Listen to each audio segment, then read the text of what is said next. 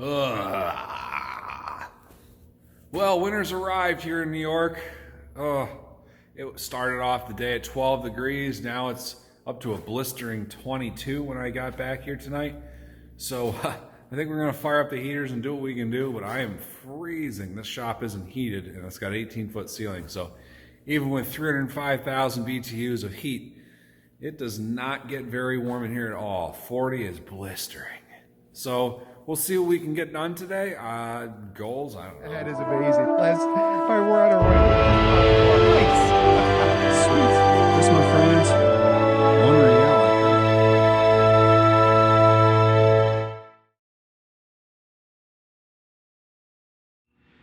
So the brake lines that I had kind of planned and fuel lines that I kind of planned on making last week, I'm over here late again, as usual. You know, you think I'd make up some time earlier in the week, but I didn't do it. I ran out of time scrambling, trying to get some last detecting in before the snow hits. But what I can do is I got another supply order of parts, and I'll add that to our total next week. It was like around the $250 mark, but as part of that, I got the stuff to do the brakes up front. So we're gonna change today the calipers, pads, and rotors. I'll show you how to do that process real easy like. We'll get it done, and we'll keep chugging along with front end assembly, because that's part of it, right? Alrighty, onwards and upwards. All right, something we're gonna do, because these hoses are sacrificial anyway, we'll end up cutting the hoses with a line cutter, just to make that easy. These fasteners right here are what hold the calipers on, and inside here are sleeves that I'll show you once we're pulled apart that have Allens to unscrew them. So I'm gonna get the right metric Allen for that, and we'll take the calipers off, remove the pads, remove the rotor, clean up, and replace. All right, so I have this line cutter. This is gonna come right in handy here. Just cut that line real quick. And I already got the hoses. We're gonna replace it. Now these are gonna leak a little bit. Look how bad that brake fluid looks. We'll put a catch pan under that right now to catch the remaining brake fluid. This system was completely drained down from the get-go, so there's only a little bit in here anyway that's being pushed out essentially by new fluid I installed in the system. So let's get these Allens undone. Okay, I lied. It's actually a T40 Torx bit. So that's what these are. They look like an awful lot like an Allen, but it sure wasn't. So just get this out of the way, so I don't drip brake fluid all over myself. Gotta maintain my physique, you know. Can't be looking bad for the old girlfriend. All right, bottom one's loose. Now I find it's easy to get one loose and then get the other one loose, because what happens is the whole caliper will want to rotate on you, which can be a real pain. It'll actually fight you. All right, so there we go.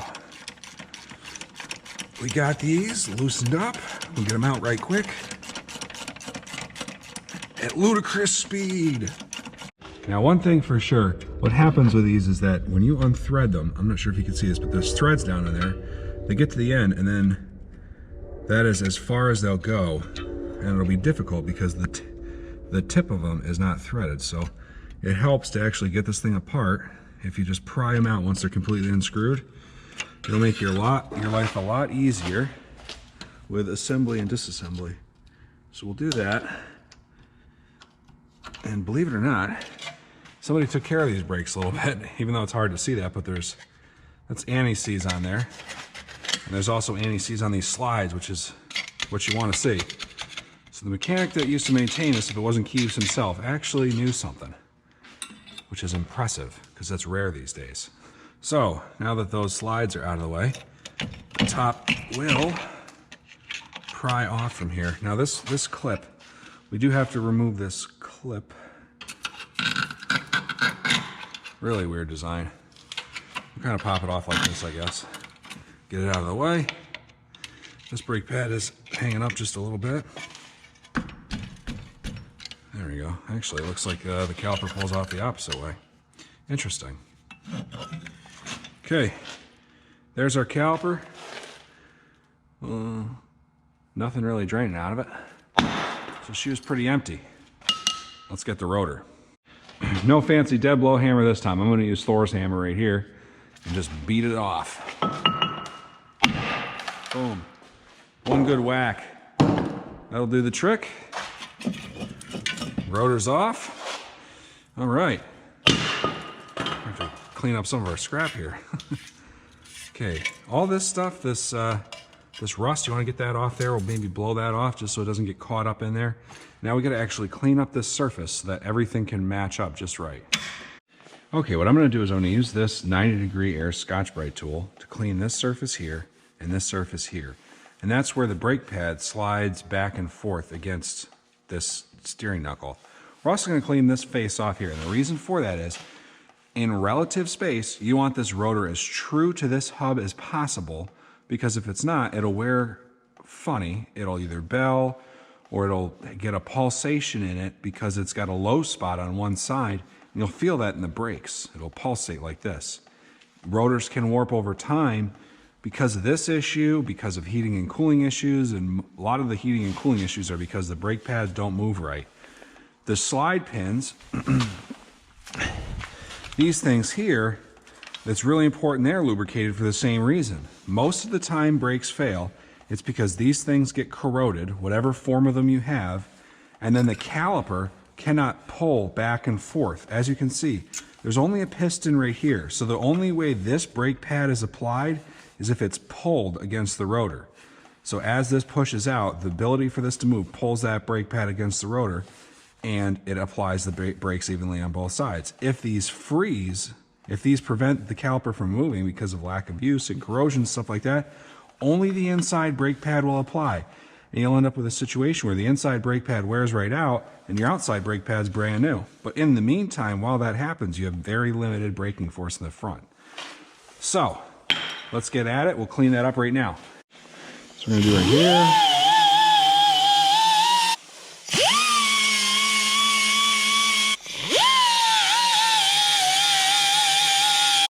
All right, we've got that cleaned right up. I'm gonna put some anti-seize, high temp stuff on here. I like this purple stuff myself. Available at Advanced. Not that I'm a big promoter of any particular product, but use something that's high temp. Regular anti-seize does not work on brakes. It just liquefies as soon as the brakes get hot and then gets all over the place. So get some high temp disc brake, extreme. Look at that. Oh. Now, despite the fact that this rotor is the only rotor you see in front of you, I do have the other rotor, but what I do not have is the other caliper, as I hear raccoons crawling around in my walls.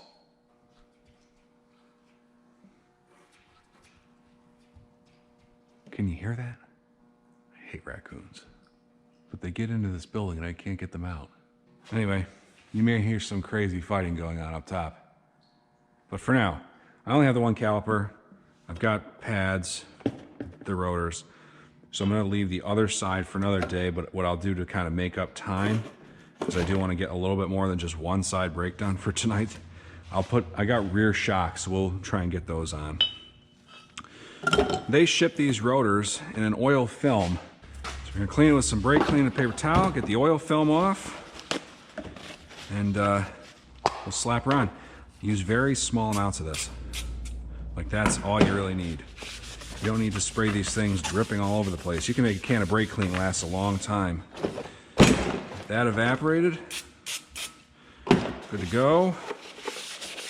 Clean the oil film off this side. And if you don't do this, your brakes are going to suck for a while because you got to get the oil off. You want to impregnate brand new brake pads with oil. And this sucker just slides right on. Boom. Okay. Now we need to mount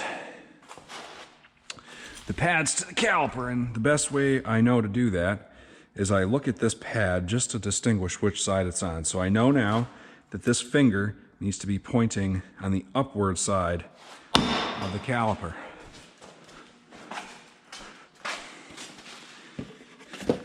Upward side of the caliper, always match the arc. That's for a piston, that's for a piston. This is the other side, that's the side we want. You'll also notice there's a squealer on these. These are a wear indicator. They start, squeaking as soon as the brake pad is worn down to a certain point. So that was getting close. So that's the one we want for the driver's side. Stick that back in there. Push these out preemptively so that we can bolt it up a little bit easier. Pad. I kind of like push it part of the way in here and then kind of snap it in place. Good. So that's in. Get our little slides back out to where they need to be. These are already lubricated. I can feel the lubricant right on them. So I don't need to lube those, otherwise we would. This helps to kind of go like this, go like this. There. Okay. And there's little tabs that fit into these holes, so you know we're good to go. Boom. There's that. So now we have to get these in. Believe it or not, I'll pull one out just so you can see it. These end up being Allen's. So we'll find the right Allen, we'll get that in there.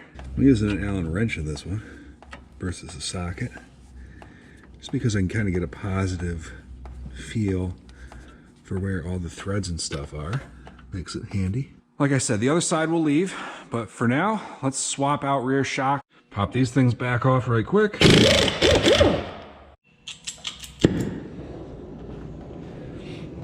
Here we go.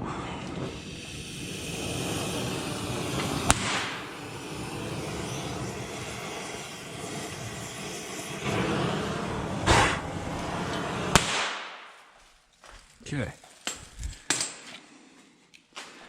Should be hot enough now.